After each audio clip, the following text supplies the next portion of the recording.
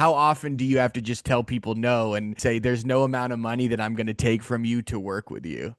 Luckily, less and less because my brand is so sharply activist and I'm so open about my values that they would really have to not be paying attention to who I am to come at me like that. But it happens every once in a while. But I believe in the calling in and the calling up. I love those opportunities to be like, I'm seeing what I totally get where you're at, but I'm going to tell you why I'm shutting this down, tell you why that this is a no, so that you can hopefully go back to the drawing board and be able to get your shit together enough to be able to come to people with aligned values. Like, is profit your only motive? What about the people? Who's on the cap table? Who are the decision makers? You have no females on your team, right? Like you didn't come from cannabis. You're brand new to this. Are you coming with this? So there were some people early on that came with, I'm not going to name the brand, but they're not doing so well now. But they came from like Oracle, and he's like, I don't consume, but my wife uses it on her knee, and I'm just like,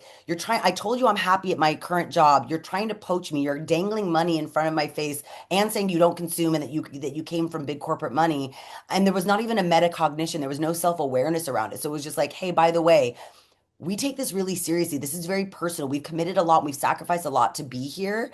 And if I wanted a quick, easy exit, I would have already taken it. So it's a little bit kind of like the pretty woman thing. It's like, I'm not for sale in this way. And I think that it's important to start training people like there isn't a transactionality. There shouldn't be an extractiveness. Like people should be coming with something to add. And if you're not objectively adding value to the space, you probably shouldn't be here. Hey yo, we put free money where the mic is. He got it on lock like Rikers. Green rebates get you paid, so a lot of people like us. Money Talks podcast, watch it on all your devices. Woo! Welcome back to the Money Talks podcast. Usually, when I do intros, I run down like a list of notable accomplishments and achievements.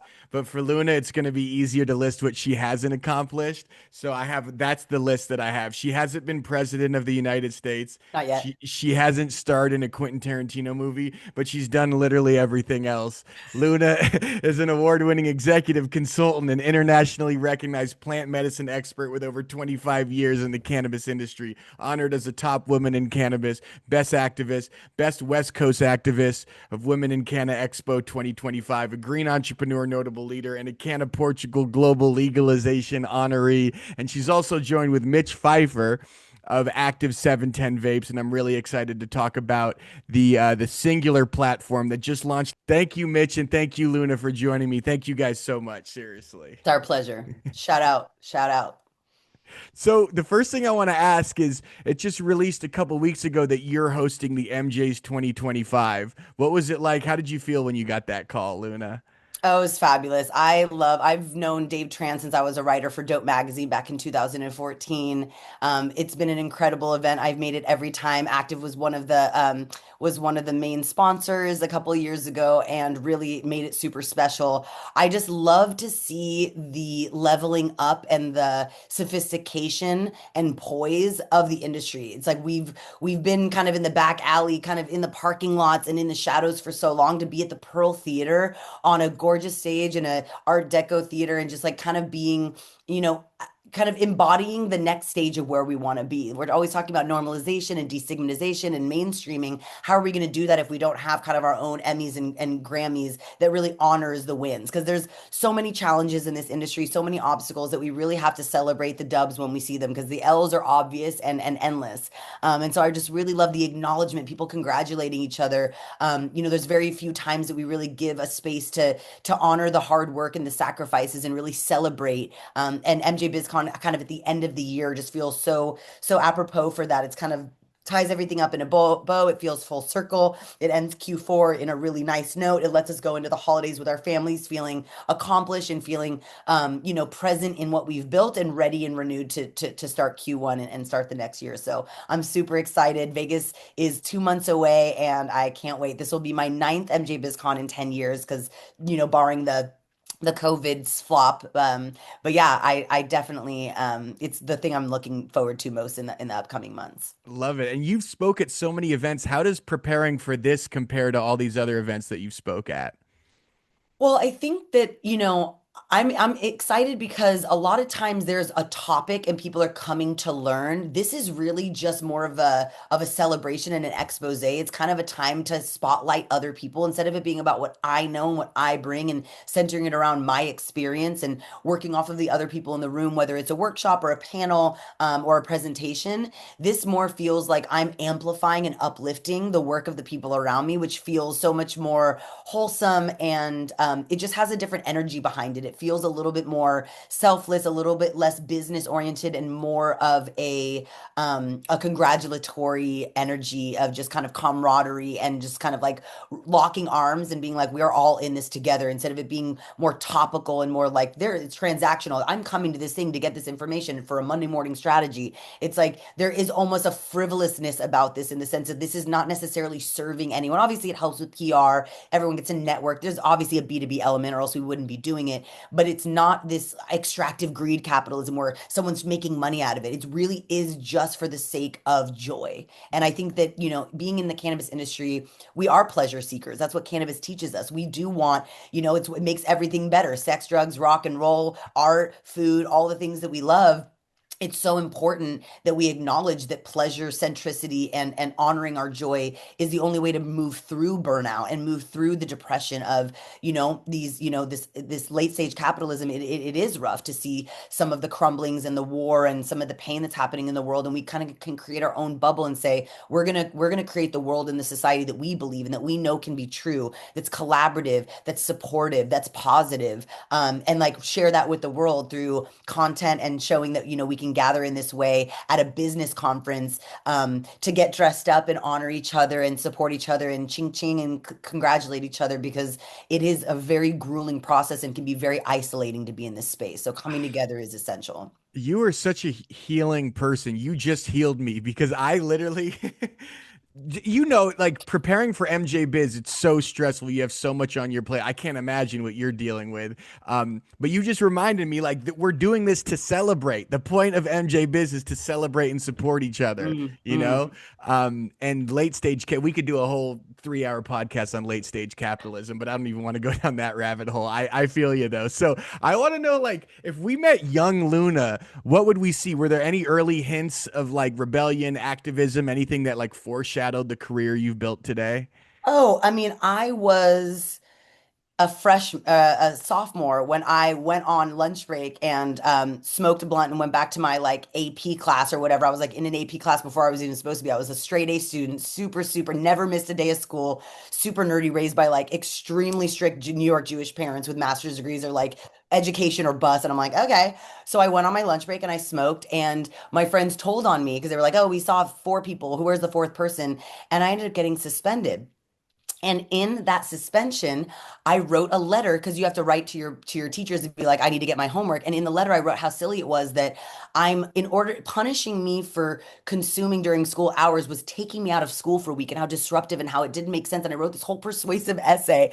And one of my teachers was so inspired by it that we became close friends. I ended up becoming a nanny for her daughter, and she's actually the wife of Guy Rocourt, who I met when he was the manager for Montel Williams. Guy Rocourt's one of the co-founders of Papa and Barkley, and later he and her actually founded Clea Wellness, which is a midlife, a menopause-focused hemp and cannabis line. So this woman that at age 15 was like, I love the way that you're arguing for sensibility and arguing for saying like I didn't harm anyone, I didn't harm myself, it didn't take away from anything to be using this cannabis. Full circle, 20 something years later, we're now working together in the cannabis industry. And Guy actually got me my first job in cannabis working for Neos Vape in 2013, 14. It was like a Colorado company. But that really activated me. So I've always been, I was the head of like the Amnesty International Club and the Spectrum Club, and I've always been arguing for human rights because I'm a descendant of survivors of the Holocaust, and we were told silence is violence. See something, say something, and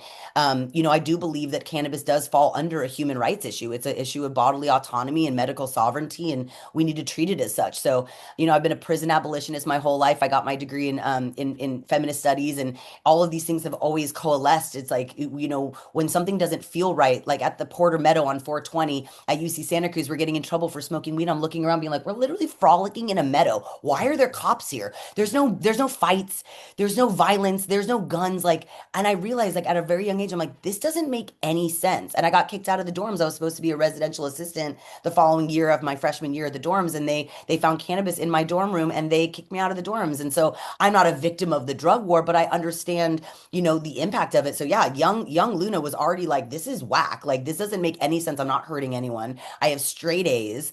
I'm holding a job. I'm super smart and successful. Why is there so much drama around this? And I had the white privilege to be able to get out unscathed. Imagine if I had, less class privilege, less race privilege, and less female privilege. Like, I present, I don't have disabilities. I don't present as queers. Like, there's so many intersections of ways that, it could really mess you up. So yeah, baby Luna already knew what time it was. She was like, this does not make sense. No. Amazing. And I know you have such a passion for education and you got a master's in teaching from USF, right?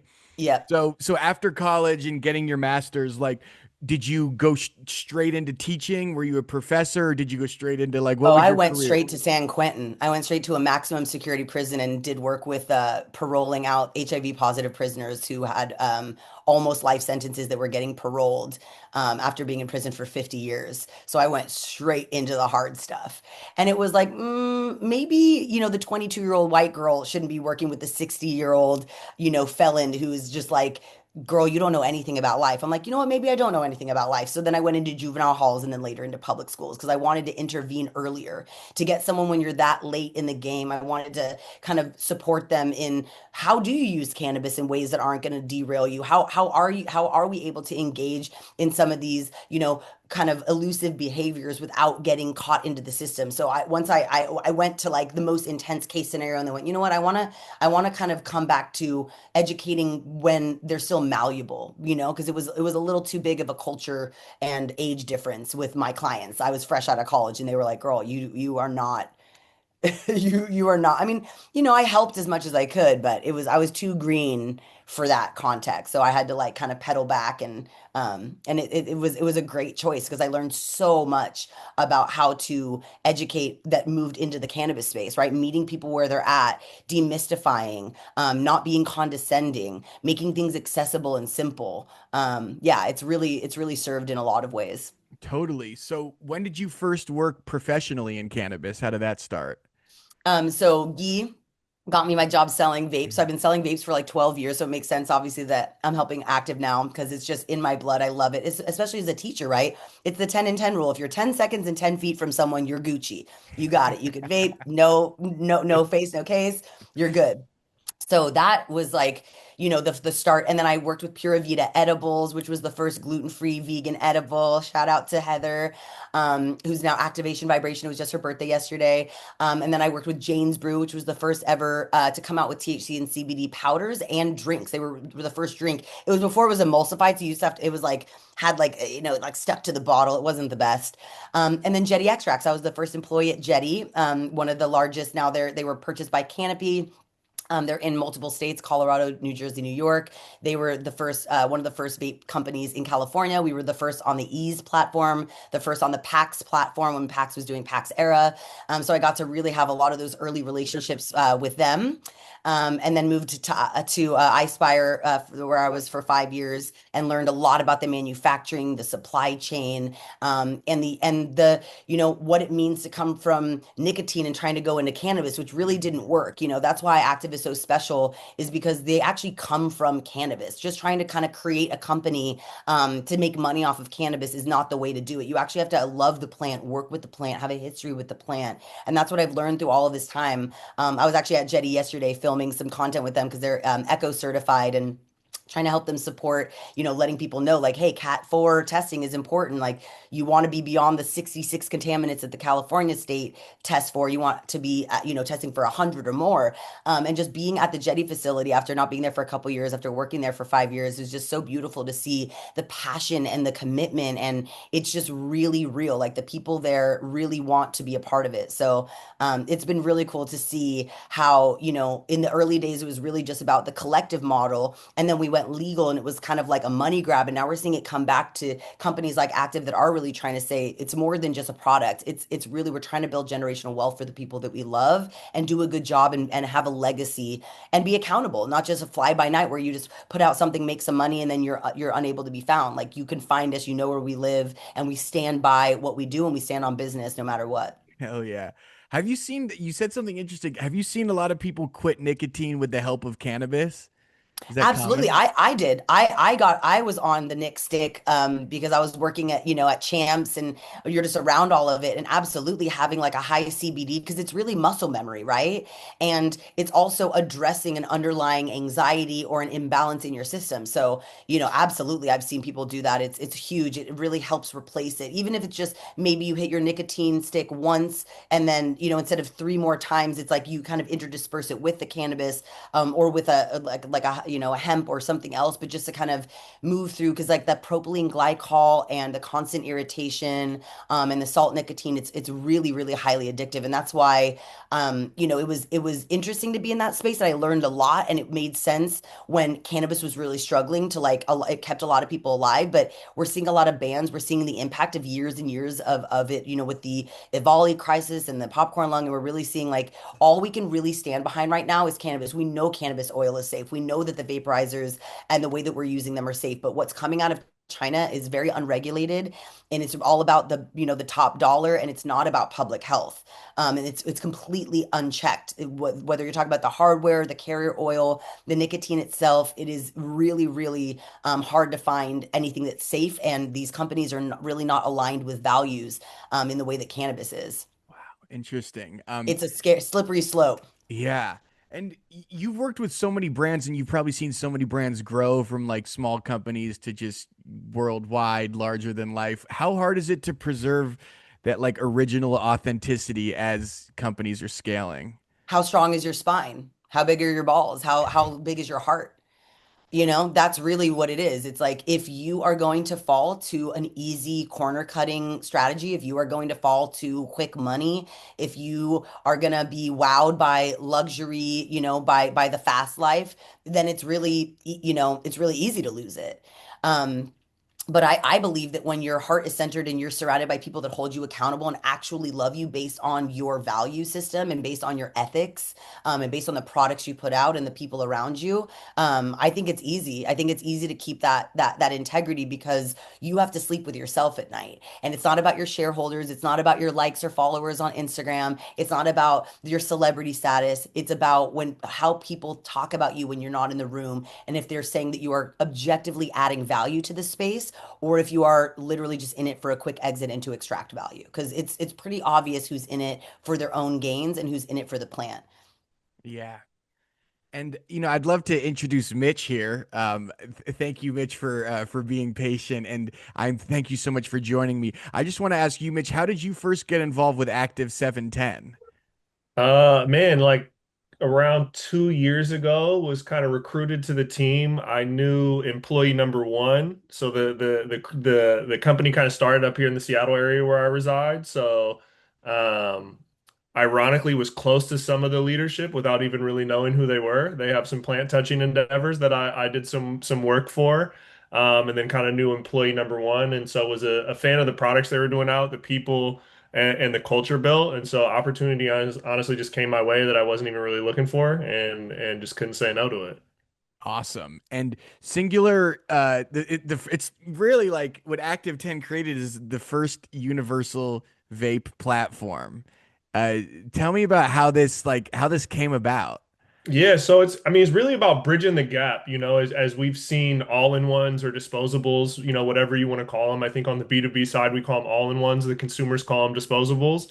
Um, or have taken over cartridges as of a couple years ago in terms of unit counts. And if you spend time around consumers or in dispensaries, it's not hard to just listen. And the industry talks a lot about the waste, right? And all in one, every single vape that you buy has a lithium battery attached to it, as opposed to cartridges, right? You adjust your cartridges and you keep your lithium battery for a year, years, 10 years, depend. I have some that are pretty old that are still working. And so, all in one, led by consumer demand, has kind of taken over that. Um, And so this is bridging the gap, right? Like it comes in pods. It's not the first, as you can see behind me. It's not the first. There's been pod systems. I worked with PAX as they launched here in Washington in like 2017 on one of the first pod systems that came out, and then worked with Steezy as well as they expanded to some markets on their pod system in the 20 teens. So that the pod's not new, but really understanding where cartridges and where all-in-ones meet and providing a system that's really universal. We're calling it a modular platform, being that we have different heating elements, stainless steel, ceramic, and then a postless, right? I don't know any other pod systems that have three different types of heating elements. You might have premium pods and disty pods, but from what I understand, the heating is really the same. And then if you're using the same battery that you can't adjust, you're also putting the same voltage or wattage on those cartridges.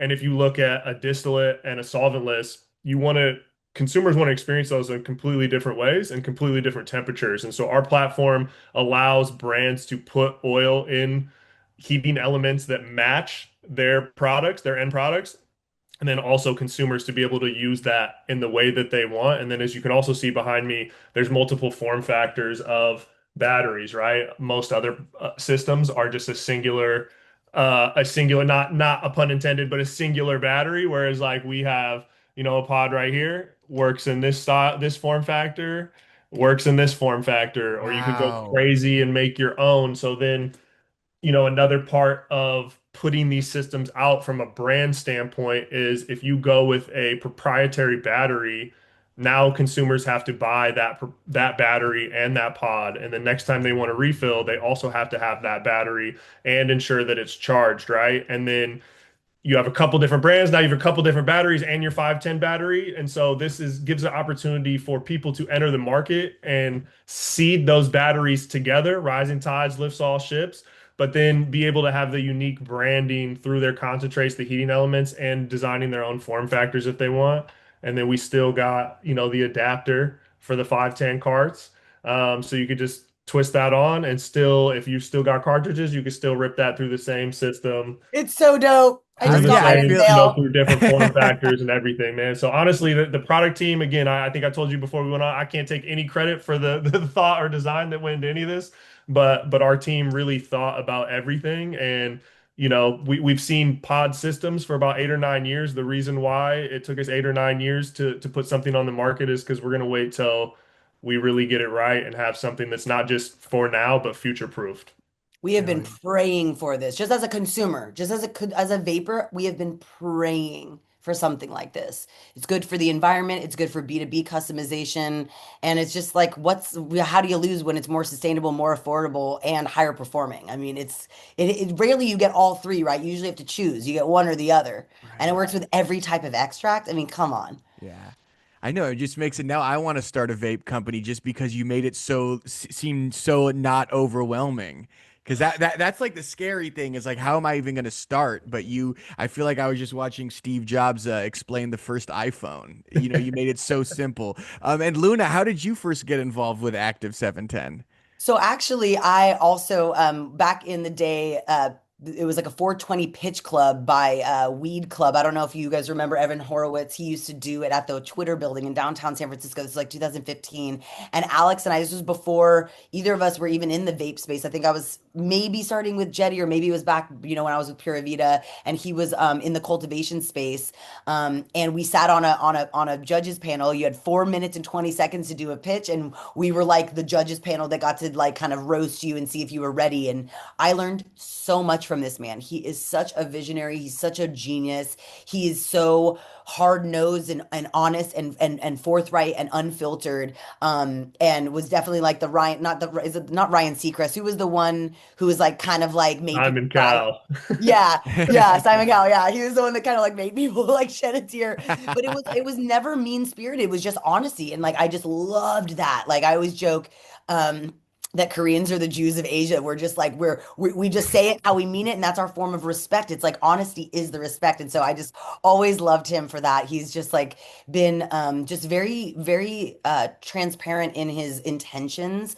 And even when we were technically working in a competitive way, the camaraderie and the friendship and the conversations and the support that we gave each other was so professional and so solid that when I left iSpire and they were going to launch Singular, it made sense because I really have become over the last decade plus one of the most trusted voices in vape because I've literally worked for almost every vape company, and from the manufacturing to the distro to the sales to formulations, everything, troubleshooting, product. I've seen it all, and so they really understood that when if I could get behind something, that it means something. So really here to help them amplify this because just on a personal level, like I said, I've been waiting for something like this my entire life, something that doesn't need, I open up my drawer and there's a million batteries moving around, and like the pod systems, when they worked well, but then you're locked into this. And I don't know about you, but I like freedom. I don't like to be controlled. I don't like to be told what to do or where I can buy, or if I go from one, because I travel a ton. So if I'm Right. going from one market to another, I want to be able to plug and play and push things in the ways that I need to, and not have to carry a million different chargers and a million different batteries. It's just not sustainable, and it's not convenient. It's just doesn't fit into our lifestyle. So, yeah. So when they hit me up, I was like, what a dream. I was like, are you guys punking me? Like, this is crazy. I've been wanting this for so long. I thought they were messing with me. And they're like, no, really, we really are excited about this. And we want you to help us, really make more buoyant the message and make sure that people hear it in a way that feels like an objective add to the industry, right? Like, I've never been known to just like push a brand just for the sake of the brand. It's like I'm trying to help the industry grow in ways that are going to help us mainstream and get more. And really, vape is one of the most popular ways to consume. It's one of the number one ways. Next to, we're seeing drinks are really coming up. Not everyone is comfortable smelling and looking like smoke, like having the smoke, having the bud, having the smell of it. It's so discreet. And, for as a teacher, that was super important for me to be able to like not have, come back from your lunch break and not have like crumbs all over your lap from rolling a joint in the parking lot. Like that's just Yeah. not the look. And I think that as more professionals, and we saw this in COVID too, vapes went up a lot because you're in the house with your kids, or it's 0 degrees outside and it's freezing and you can't go out for 15 minutes to smoke, your nose will fall off. Like there's a lot of reasons why vape is important. There's a lot of people with mobility issues that can't screw things on. They just need that magnetic clip in. They just, they don't have time to roll a joint or figure out an edible. They just, roll over and they grab it off their nightstand with their eyes closed, just inhale without even having to press a button and put Yeah. it back down, and they're medicated and they can do that throughout the night. They're not worrying about dosing and edible hangover the next morning.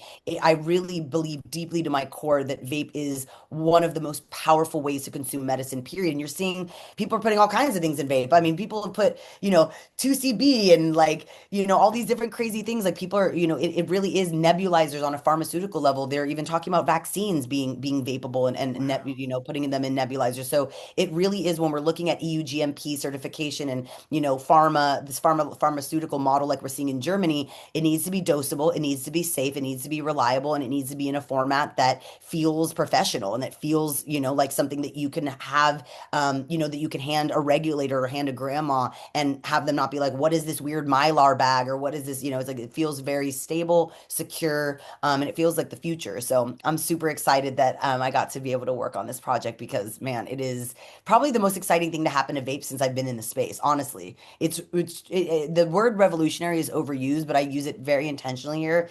This is revolutionary, especially because we're tired of tossing batteries. And it's not that much more of a cost. It's like a penny or two more. It's like you're buying the disposable anyway that you're going to throw out. Might as well buy the disposable. You can actually take the pot out and put another one in it. So it's not even really a cost to the consumer either. There's no downside to this.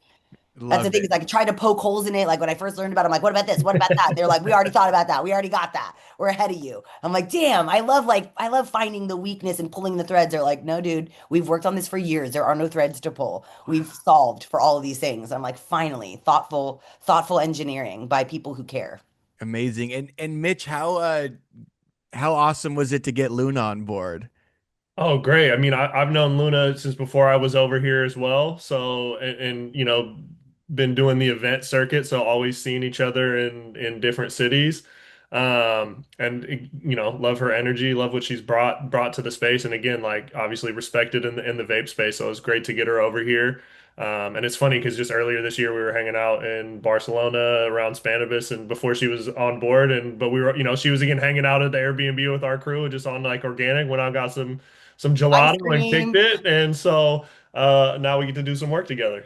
Love it. Fabulous. And Luna, I'm sure you get approached by a bunch of brands. Is it common that you like cannabis brands or CEOs, guys who you could tell? I'm sure you're someone who can tell when someone's ill intentioned versus when someone really loves the plant. Like, how often do you have to just tell people no and keep that integrity and say there's no amount of money that I'm going to take from you to work with you?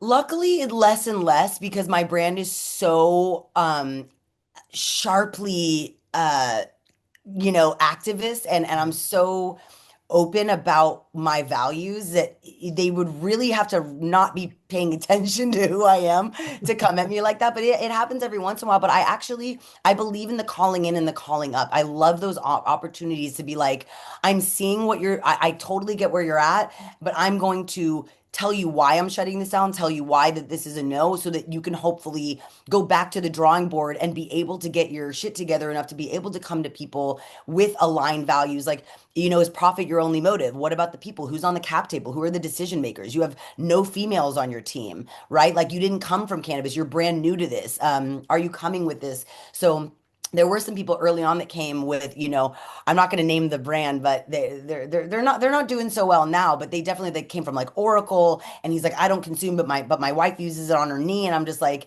you're trying. I told you I'm happy at my current job. You're trying to poach me. You're dangling money in front of my face and saying you don't consume and that you came from big corporate money, and there was not even a metacognition. There was no self awareness around it. So it was just like, hey, by the way, we take this really seriously. This is very personal. We've committed a lot. We've sacrificed a lot to be here.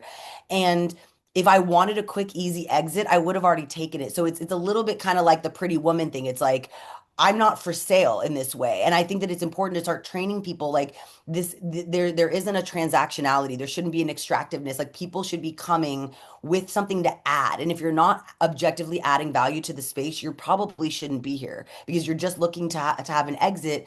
And that's not really the way that this works. This is we want to we want to make sure that we're incentivizing good actors to stay in this space, and that's not going to happen when you have quick money. And I think it's pretty obvious when that happens. But I've been pretty lucky recently, and a lot of these moments, people understand what time it is, and that a lot of that kind of the people with the big, the green rushers, we call them, with the dollar signs in their eyes, if you don't love this, you will not last very long. The burnout is real. You have to be deeply committed.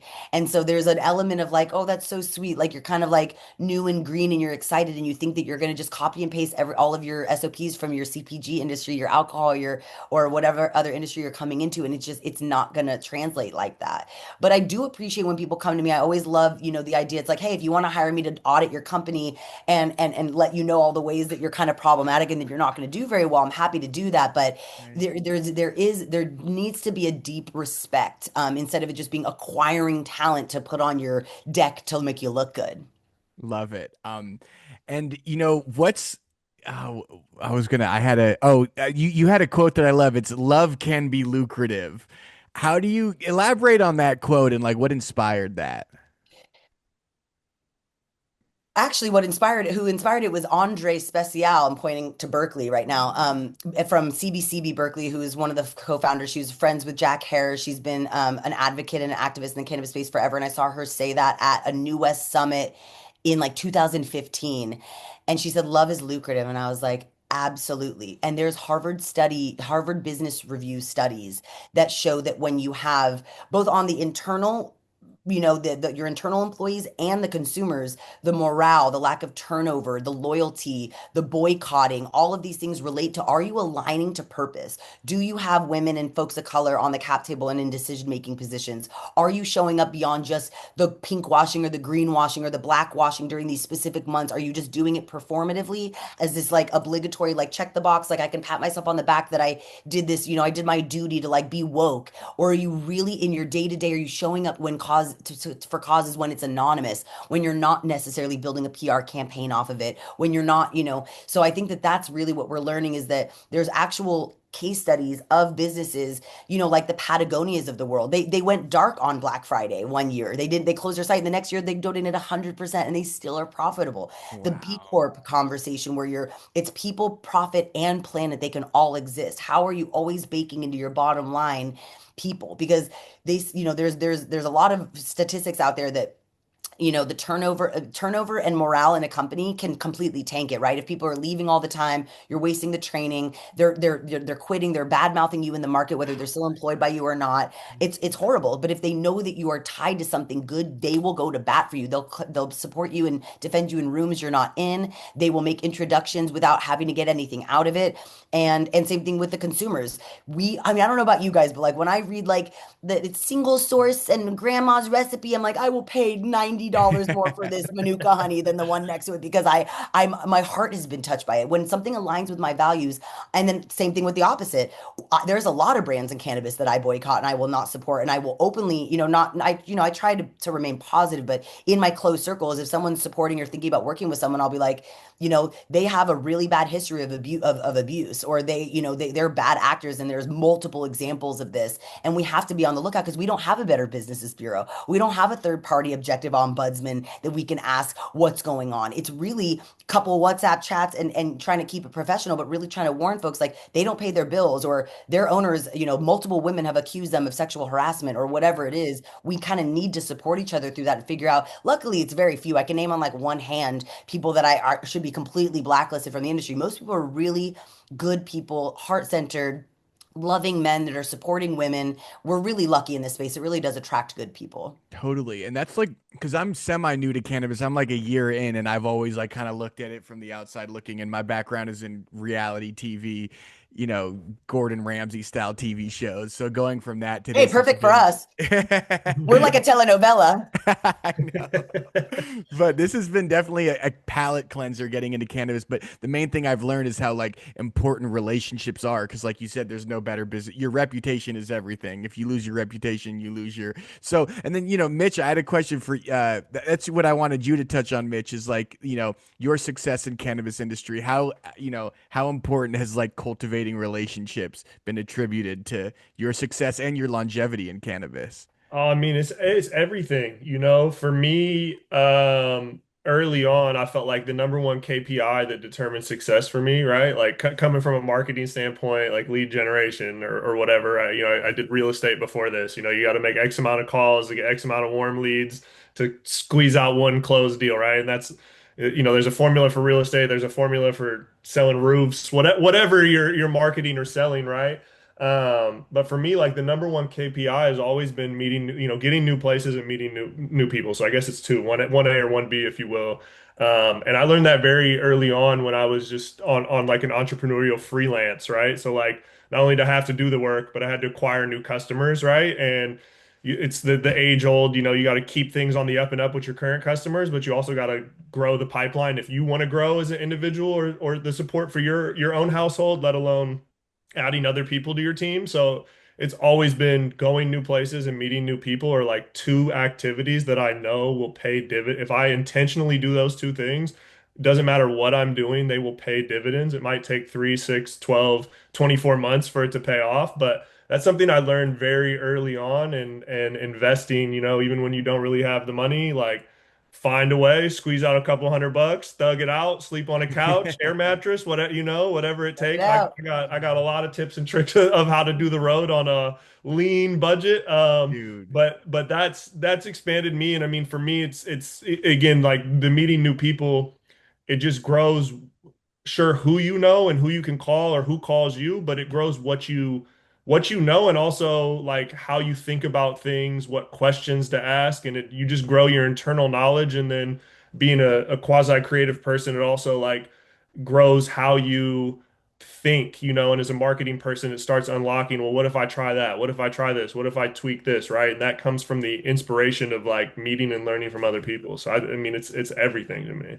That's the love is lucrative, straight up. You just said it. Yeah. Is it tough when you have such big networks and you know so many people to like remain authentic to every person because you can only have like, 10 real friends, or I always say like 10, 20 like real friends who like, will bail you out of jail, et cetera, et cetera. But like to be successful in this space, you have to have strong relationships with a lot of people. So how hard is it, I guess, to maintain that many strong relationships?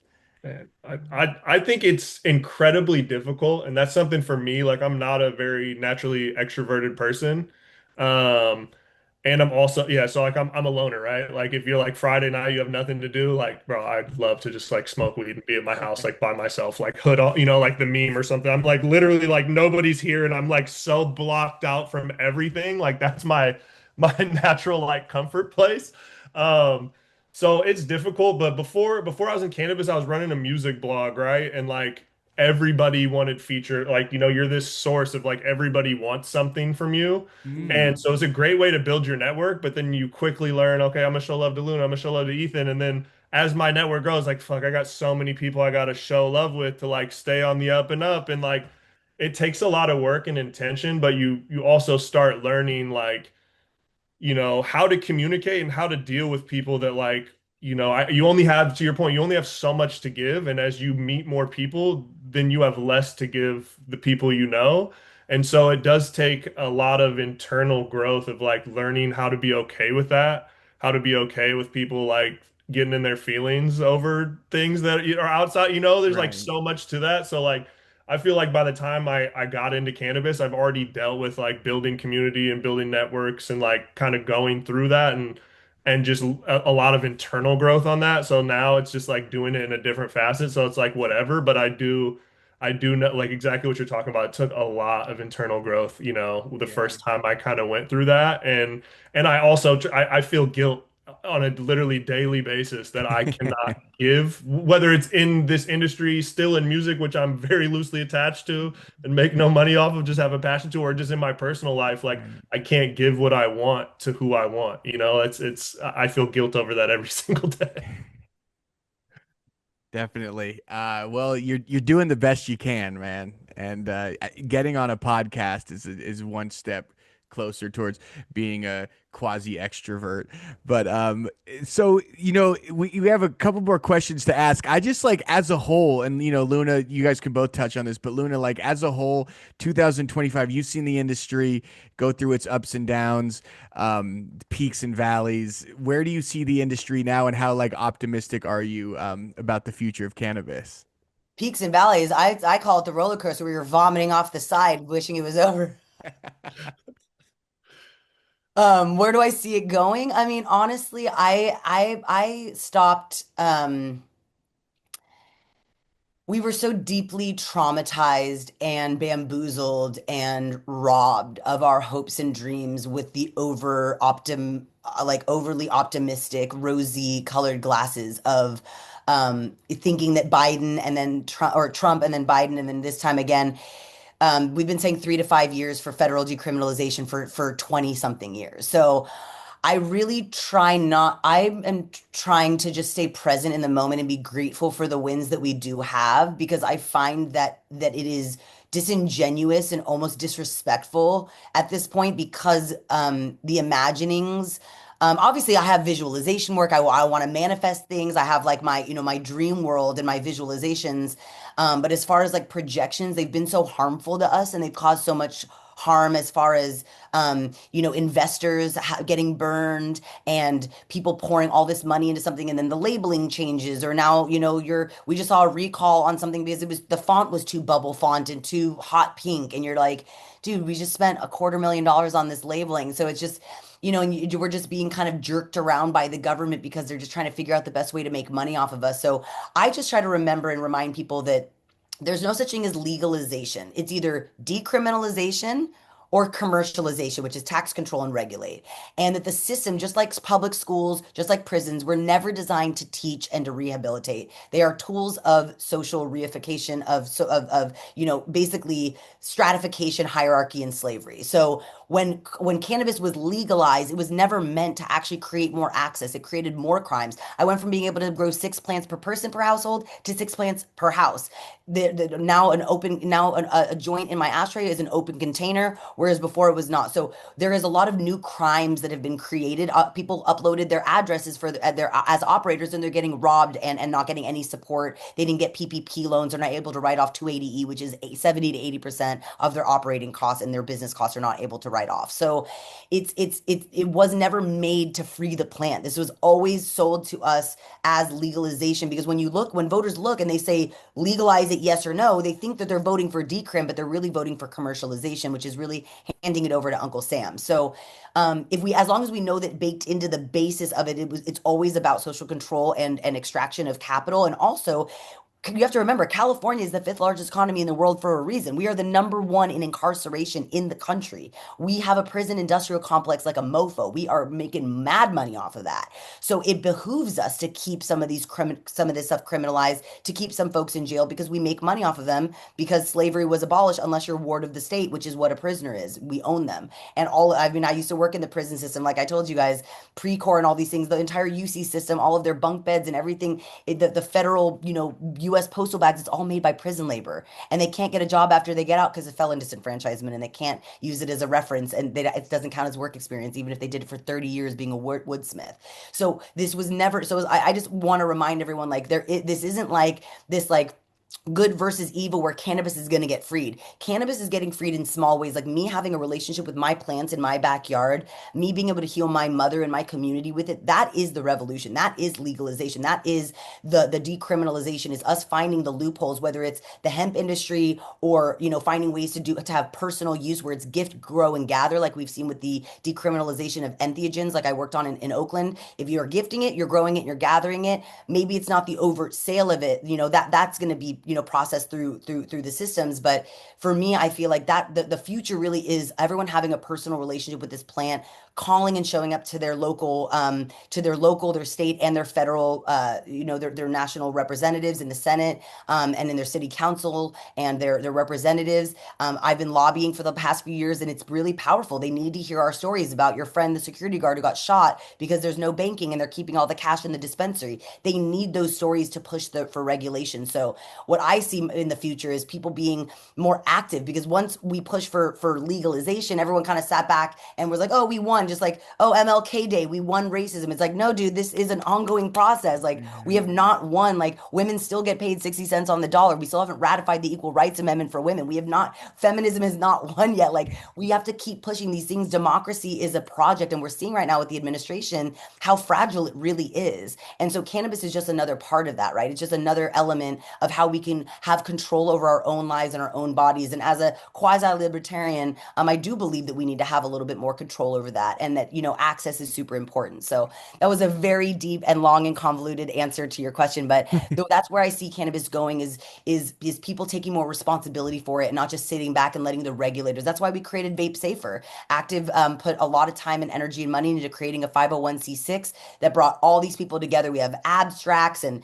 Puffco, iSpire, True Terpenes, Terpene Belt Farms, Active, PAX, all these incredible people that would be considered competitors coming together on weekly calls to figure out how to tell the regulators. We're writing white papers, we're writing opinion pieces, we're bringing in, universities and research institutions to let them know, like, hey, we know how to regulate ourselves. You guys don't even know what to do with us. We're going to tell you how to deal with us instead of waiting passively to get, held, past the regulations down to us. We're going to let you know what's going to work and what's not going to work, because we do care about safety. We're not just doing it to make money. We do want this to be safe. No one wants a lawsuit. No one wants to be responsible for harming someone, and especially not when we're at the place that we are. Like, we're not the fly-by-nights. We want to be here for the long run. We want to be the ones that lawmakers are looking to be like, I don't know what the hell to do with this. What should I do? And we're like, we got you. We've already written something on that. So it's really exciting, to see people that are actually becoming agents in this change, not passive participants. Love it. And I have that was a very incredibly, that was not a long-winded answer. You just answered like my 5 next questions, but there's one Great. question that before we sign off and before we do our final plugs, there's one question that I've been meaning to ask you.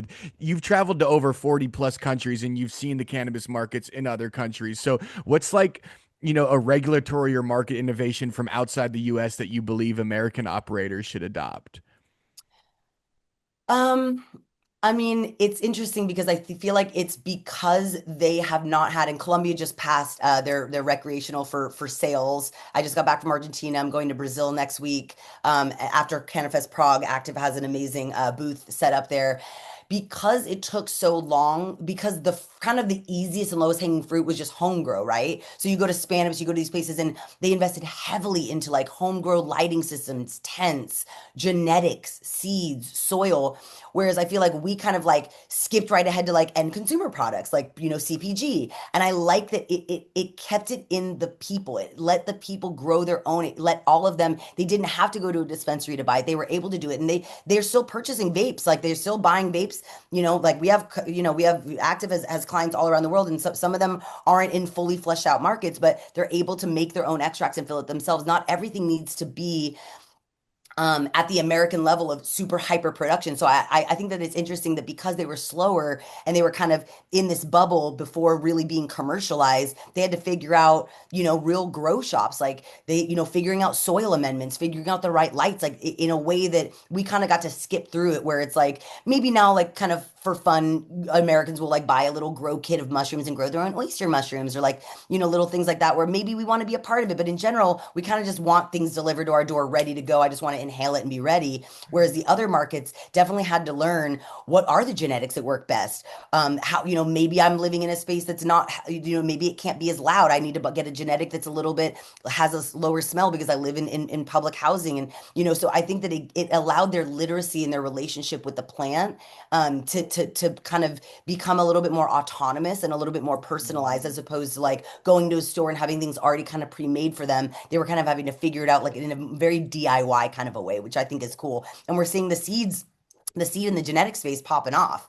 But they're ready for vapes. Like, you know, as I go around the world, everyone's looking for like the best hardware because they see us all consuming it and they're like, hey, I can press raws and I can make this into my own thing. Like even if they only make 10 vapes and give it out to their friends, they still want really good hardware. So they might be in that kind of that context of kind of the newness, but really at the end of the day, or like the newness of, you know, the lower level, but they're still kind of looking to us and seeing what's up. Like they're still like, oh, what, you know, maybe we're not there yet, but we're seeing what you guys are doing. And, you know, so they have a nice balance of, you know, in Colombia, they still, you know, relate to their indigenous roots. They still support all of their, you know, they're still very honest about where they come from. They're not trying to over modernize. Right. Amazing. Well, thank you. I mean, we could like I wish we could have I wanted to dedicate an entire hour to just talking about psychedelics and mushrooms too, because I know that's you're an advocate. That's my drug of choice, but we could That's talk part about that. two. Yeah, exactly. But thank you guys so much. And then yeah, Mitch, where you know, where could everyone find Active 10 and where can, you know, if people want to learn more, where can they find out more Yeah. information? Yeah, just active710.com. That's the website. You know, you can find all the products, contact links to the socials. But yeah, I mean, if you search Active710 on any of the social platforms, YouTube, Google, any of that stuff, you'll get to where you need to go, man. Hell Forward yeah. slash singular. If you want to see the singular forward slash singular. Also the future of vape, or is it it's just futureofvape.com. Futureofvape.com. Yes, We yes. made a really fun trailer. Actually, Dope as Yola, one of the big you know, YouTubers and influencers in the space, he said that it was the most well-produced vape ad he had ever seen, which says a lot because he's seen a lot. We made a legit like movie trailer, which kind of is a nod, it's kind of a wink, it's kind of an acknowledgement to the fact that everyone kind of is always looking to see what the next thing is, and kind of like everyone's been waiting to see what Active's been working on. So it's kind of has this like mysterious kind of crime drama element to it. It's super engaging and fun. Active is one of the only people using comedy. We also hired a really funny comedian to do some of our FAQs that some of the videos are so hysterical. Me and Lauren were peeing ourselves laughing. Like you just don't see people using comedy in something as kind of sterile as the hardware space. And Right. Active is really trying to show like we are from the culture. We are trying to make this fun for people. You know, we call it disty. We don't call it distillate. You know, that he calls it bougie rosin. You know, it's like we have to be able to laugh a little bit at ourselves and differentiate ourselves from the folks that are just kind of these Chinese-based companies that like try to sell to us, but they're not really from us. And so I really like that we're just kind of putting our personality out there and being a little bit more fun because it can get kind of boring and sterile and stale in the hardware space. And Active is keeping it super fresh and fun. So go check out that trailer if you want to enjoy it. It's a really fun and unique way to promote this system. I love that. I could relate to that a lot because we're a rebate company, and my job as a marketing guy is to make rebates sexy and hilarious, which was challenging. But there's always a way to be funny, you know. Just Always. and then Luna, where could everyone find you on social media and your website, all that? Just lunastower.com, lunastower.com. And it's Luna_Stower on Instagram. Really excited to be at MJ BizCon. If you guys are interested, we are having a little mixer for Vape Safer and for Active at a Cosmo Suite in Las Vegas. So hit us up if you're interested in coming. We'll get you an RSVP and we can get some of these products into your hands in person and you can enjoy it on the strip. Love it. And yeah, if you're going to the MJ's after party, you will see a big green rebates booth. You will see the one and only Luna Stower hosting the MJ Awards. It's gonna be the best MJ biz yet because we're going back to our roots, baby. We turn everyday Joes to Bezos. You're under canopies, boy, we can rebate those. Everywhere we go, we be throwing out pesos. And that's why we the biggest hit at the trade shows.